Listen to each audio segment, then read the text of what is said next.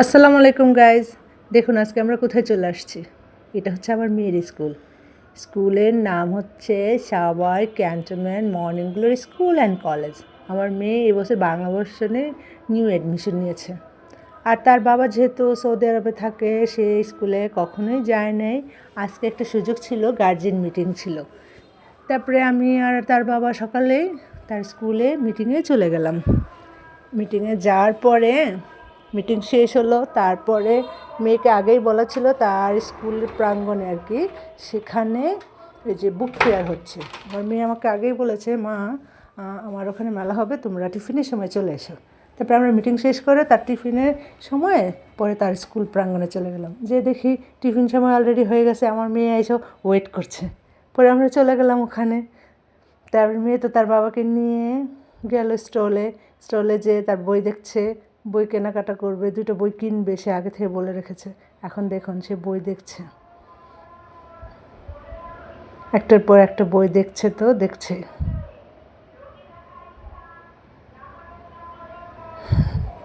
তারপর বই দেখে এখানের বই তার পছন্দ হলো না। এখন সে চলে গেল অন্য সাইটে যেয়ে আরও বই দেখছে।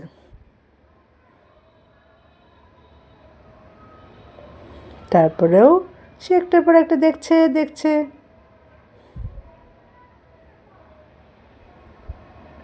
আর এদিকে তার বাবা তো বলছে, এই তুমি আমার মেয়ের ভিডিও করো, কারণ কি তোমার সব ভিডিওতে দেখা গেছে তুমি বাইরের জিনিস বেশি করো, আমার মেয়ের ভিডিও থাকে না। আমি বললাম ঠিক আছে চলো যাই, তোমার মেয়ের ভিডিওই করি। আমার মেয়ে ওই সাইডে বই দেখে এসে অন্য সাইডে চলে আসছে, অন্য সাইডে এসে আবারও বই দেখছে।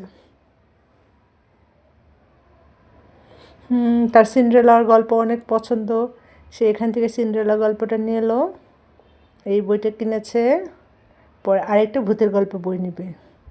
আমি বলেছিলাম তুমি ধাঁধার একটা বই নাও, কিন্তু সে ধাঁধার বই নেবে না, সে ধাঁধার বই পছন্দ করে না। পরে সে একটা ভূতের বই দেখছে।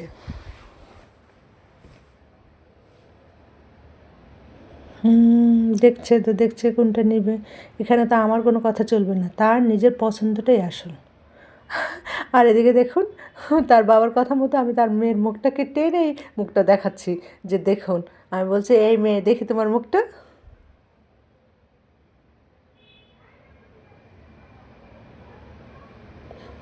অবশেষে তার দুটো বই পছন্দ হয়ে গেল। এটা ভূতের গল্প আর এটা হচ্ছে সিন্ড্রেলা। বইয়ের দাম তেমন ছিল না, বই মাত্র 150 টাকা করে। পরে দুইটা বই নেওয়া হলো, তার বাবা দুটো বই কিনেই দিল, কেনা হয়ে গেল। পরে আমরা বই টাকাটা পেড করে হাঁটতে হাঁটতে আবার বাইরের দিকে চলে যাচ্ছিলাম। আর এদিকে তো স্কুলের মানে গার্ড আমাদের বারবার বলতেছে যে ম্যাম আপনারা বাইরে চলে আসুন, বাচ্চারা দেখুক।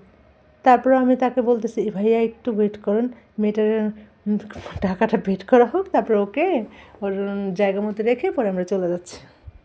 এখন তার দুটো বই কেনার পরেও তার একটা চিন্তা যে একটা ম্যাজিক বই কিনবে। কিন্তু আমি বলেছিলাম যে ম্যাজিক বই শেষ বাবা, ম্যাজিক বই নাই, কারণ আমি ফার্স্টেই দেখে গেছি। কিন্তু তার না, আমার কথা তো তার চলবে না, তার ওখানকার স্টলের লোকদের কথা শুনতে হবে। পরে যখন দোকানদার বলল যে আসলে বই শেষ, তখন তার বিশ্বাস হলো।